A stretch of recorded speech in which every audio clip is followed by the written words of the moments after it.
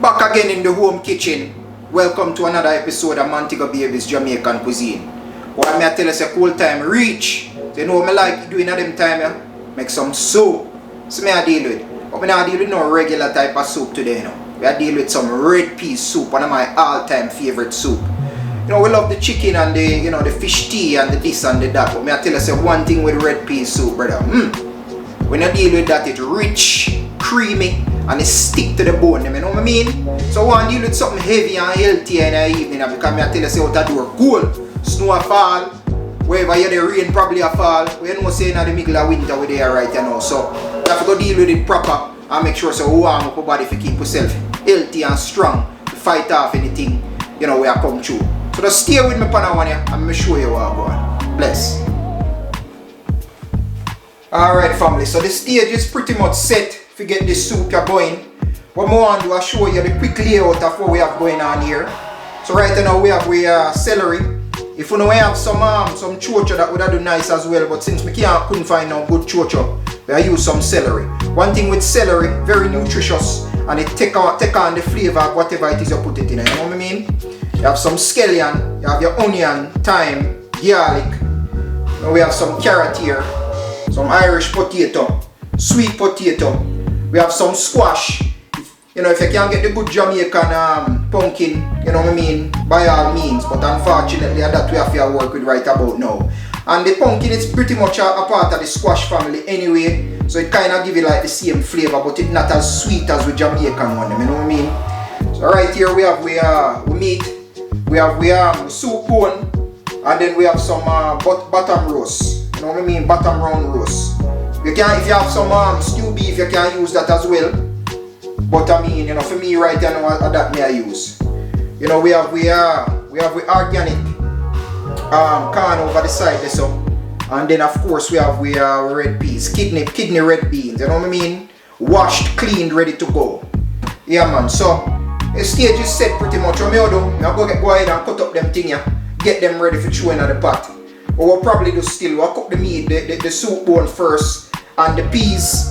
And then once them they cook now, then we can drop in all them food business here in the pot, you know what I mean? So we'll deal with the heavier thing them first, and then we'll deal with the lighters them after once the peas and the soup bone will soften up and everything, you know what I mean? Alright?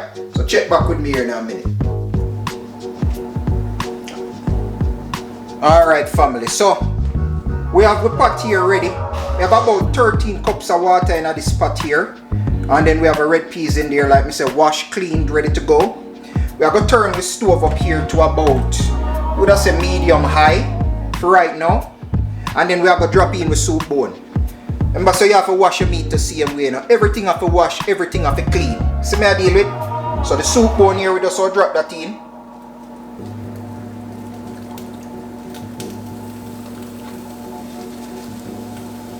Make sure so everything's submerged.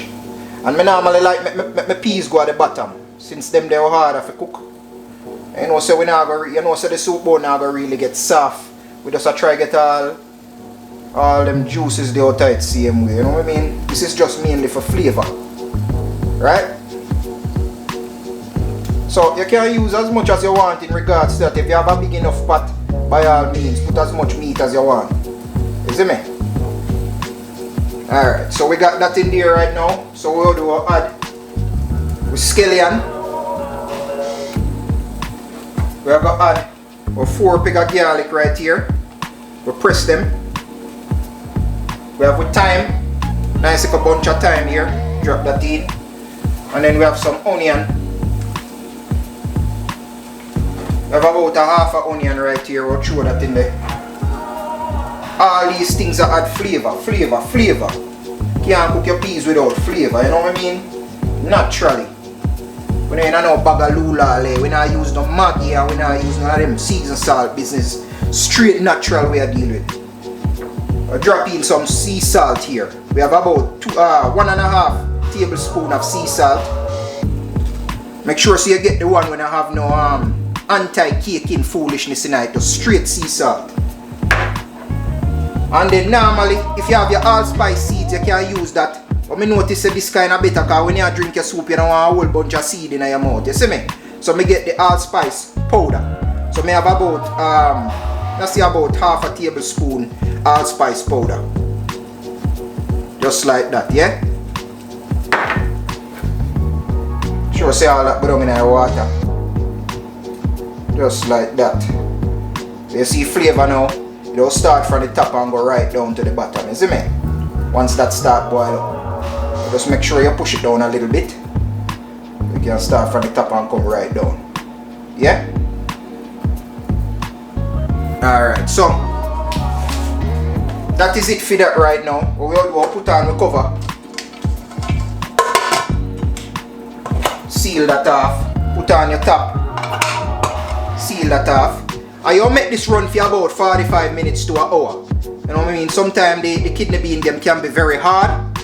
So, you know, what would I suggest? Do it for about 45 minutes to an hour. And then that should be good enough. Would I start my timer from when this thing start make noise? You know, your pressure cooker start make the let off the pressure on the top and start making noise. At this I would actually start my time, my 45 minutes to an hour. I would start it from there. I make that go and run. Once that run for about 45 to an hour, you pull it, look how the peas them look, and then we'll start adding with extra stuff them. You know what I mean? So just feel happy, feel merry, something beautiful coming. Check back with me. Alright family, so 1 hour has elapsed. So you know, I pull everything from the pressure cooker, put it in a taller pot, so I can go ahead and transfer the food in that. You know what I mean? Because the pressure cooker not as big, so I'm gonna get one of them tall stock pot here.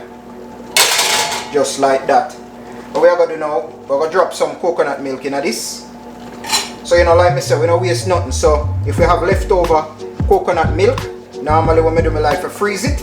That way I can have it, you know, whenever I need it. So well, you know, we probably have about a half a cup. Half a cup of coconut milk right there. So we just put that in there for right now. And then we'll start adding the food. Okay? So we have a can.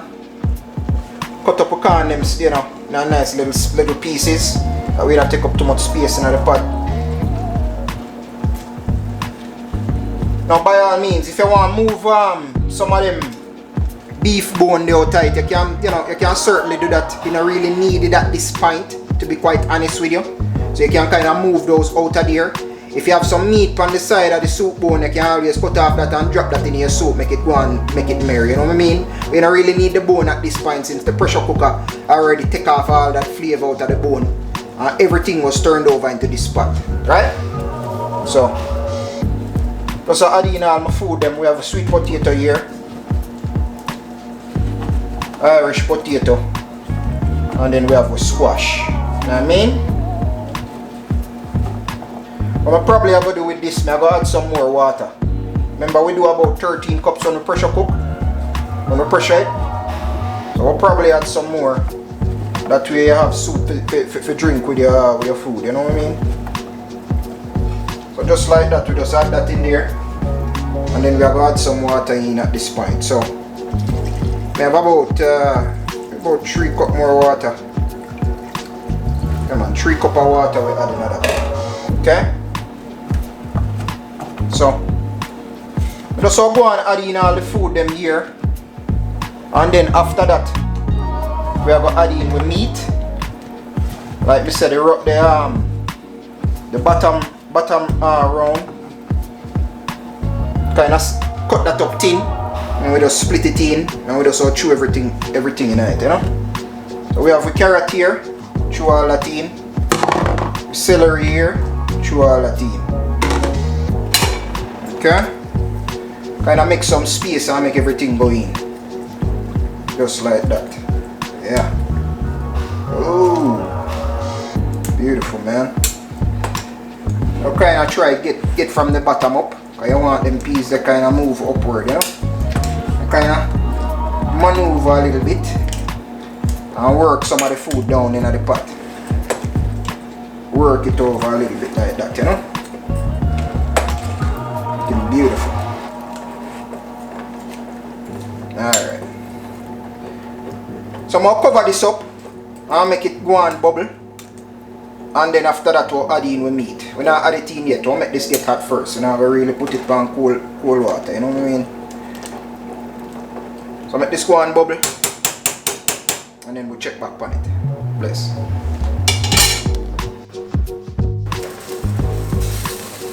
Alright family, so the thing I boil up, you know.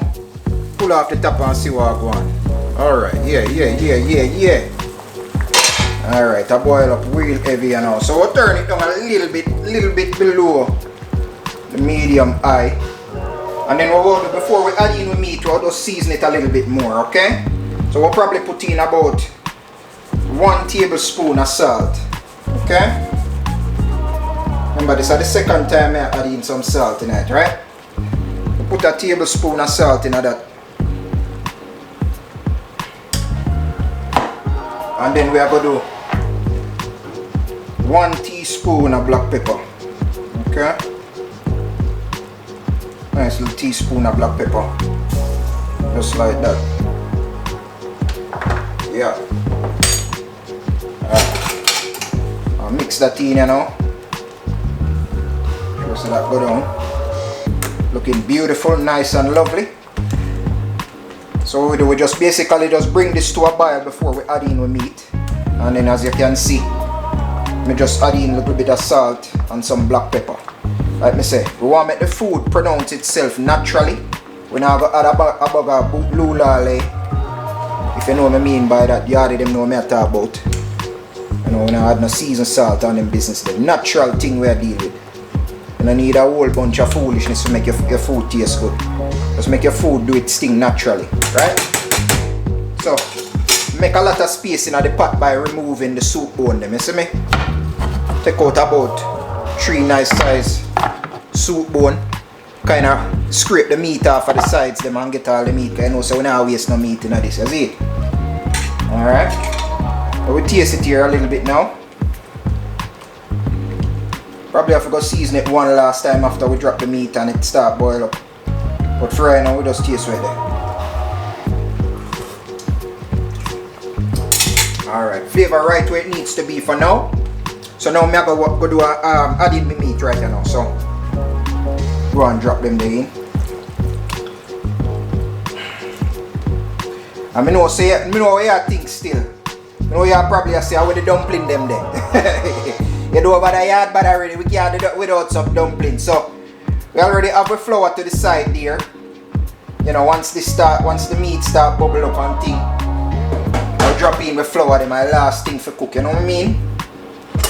So get the meat in there. I'll kind of use something for kind of push it down in. Make sure so it gets submerged. Yeah, just like that. Move him around a little bit. Meat now going to take a long time to cook because it cut very thin, you understand? So when I buy the meat, we already cut kind of thin, sliced. And it's not a heavy piece of beef. So, and I like stew beef where we cut like, you know, cut like cubes and thick. Then I cut thin. Alright? Alright, so what we'll do now again, we'll cover this up. Probably not all the way it will boil over. Kind of crack the pot a little bit. You'll make it boil. Make it get to a boil again. And then we are adding with spinners them, okay? So check back with me here in a minute. Alright, so this thing has start boil up, you know. Remove the cover. See if we can mix it around. Or to turn the pot a little bit. It look like a one side when I boil. Sometimes that happens still, you know. Them little tin pot here, them don't really carry heat too well. So sometimes you have to kind of spin the pot to make sure each side a bubble, you know what I mean? Just like that. Alright, so look good, you know, still let it boil up. You know, I make it boil for probably about probably about 5 minutes. I don't know, long time, you know. I know we will do adding with spinners. Belly are rolling already, we eat us. Alright, so we have 1 cup of flour here, and we have about a half a teaspoon of salt. Half a tea of salt here. And now we have to make some spinners. Make sure so your hands them clean. Make sure so your nails them trim. If you make dumpling and I see you have nails by your hand, I'll tell you something I want it, because I pay for you put in my belly, you see me? Alright, so get a little water. Half a cup of water here, but we're not going to really use all of this. I doubt we're going to use all of this. So we just add it in by stages, little.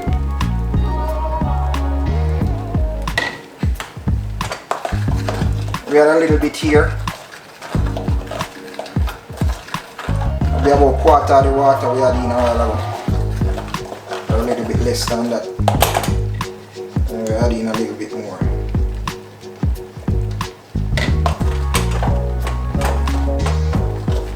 Alright. So, I've made this a few times before. I really know if I really bore you guys with making these, you know, doing this flour making process here. So I'm gonna mix this around really fast. And then once everything come together, then I can start rub up my dumpling them. So now I'm gonna really bore you with that, you know what I mean? Check back with me. Alright family, so dumpling here come together here, you know, the dough come together I should say. I use about a quarter cup of water to the 1 cup of flour, okay? To kind of bring everything together. You don't really want to put too much water in this thing and make this thing too loose, you know what I mean? I don't kind of stick to your hand too much, I mean, you know. Me personally, I don't like it, so I don't know about you, but you know, me personally, I don't like it. So kind of bring this thing together. Need little arm strength to kind of do that. You know, need it together. And then what we'll do now, we'll start make some spinners.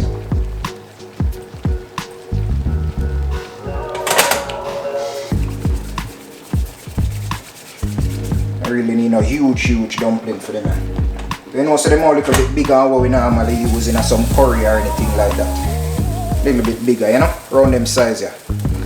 Them size are good. Really want nothing too big on that still.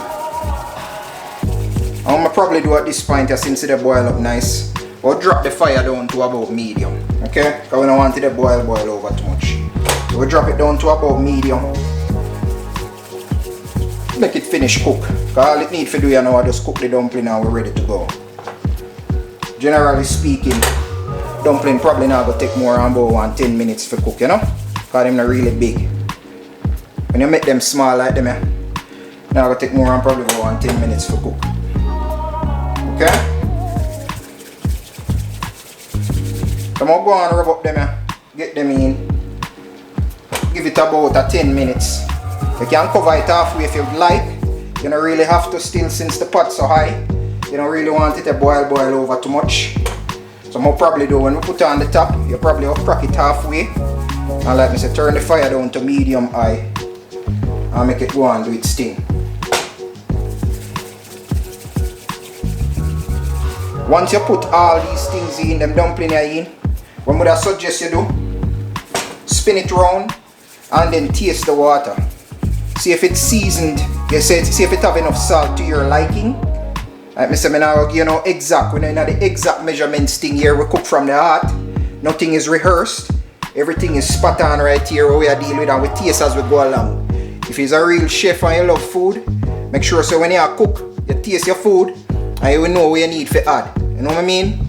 You can't just expect to say, boy, a teaspoon of this or a teaspoon of that to make it perfect. No, because my flavor liking may not be the same as yours or my salt level, you know what I mean? So, once you put all the dumpling them in, go ahead and taste it, mix it around a little bit first, kinda, you know, dig it up from the bottom to top, and then taste the water. If the salt level is great, you're good to go. Give it 10 minutes. If the salt level is not great, go ahead and add a little bit more salt to your liking. And once the salt level is right to where you need it, then you go ahead and cover it halfway and run it for about 10 minutes. See me? Before me drop it real fast, I'll show you something. I put a whole scotchy right tonight. Let's drop it on the top. Don't open that and don't make it burst. You see me? A whole scotchy, just drop them in there. You just want that for flavor. Okay? So I'll finish up them dumpling here. Then I'll taste the flavor and make sure the salt level right. And then I'll cover it over and finish them off. Alright? So check back with me for the tasting session. Straight. Why may I tell you say the food sweet? Everything done, family. The ship dock.